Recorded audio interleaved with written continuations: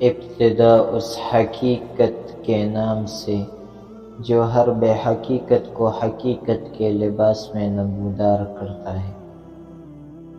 انسان ٹوٹتا کب ہے؟ جب اپنے اور اپنے اللہ کے بیچ کسی تیسرے کو لے آتا ہے۔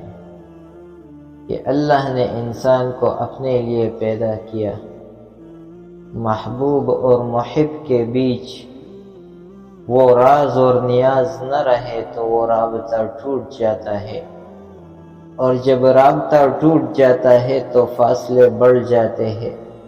جب فاصلے بڑھ جائے تو پھر مصیبتیں اور آزمائشیں آتی ہے، کبھی وبا کی صورت میں تو کبھی کسی اور صورت میں۔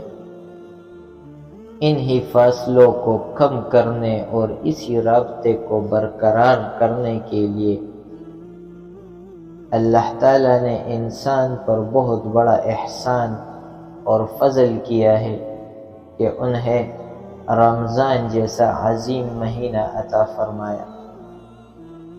یہ ایسا مہینہ ہے جس میں انسان اپنے کیے ہوئے اعمال کا ازالہ کر سکتا ہے، اپنے کیے ہوئے بے وفائیوں کا ازالہ کر سکتا ہے، جو خطائیں ان سے سرزد ہوئی ہے ان کا ازالہ اور کفارہ کر سکتا ہے۔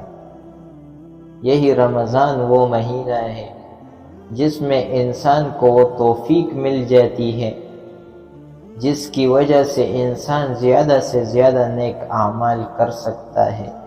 ایک حدیث مبارک میں رسول اللہ صلی اللہ علیہ وسلم نے فرمایا: من صام رمضان وعرف حدوده وتحفظ مما ينبغي له ان يتحفظ كفر ما قبله۔ جو شخص رمضان کا روزہ رکھے اور اس کے حدود کی رعایت رکھے اور جن چیزوں کی حفاظت کرنی چاہیے ان کی حفاظت کرے تو اس کے گزشتہ معاصی، گزشتہ گناہ کا کفارہ ہو جائے گا۔ تو یہ رمضان وہ مہینہ ہے جس میں ہم کیے ہوئے خطاؤں کا ازالہ کر سکتے ہیں، اور یہ اللہ کا بہت بڑا احسان ہے کہ ہمیں رمضان کا مہینہ نصیب فرمایا۔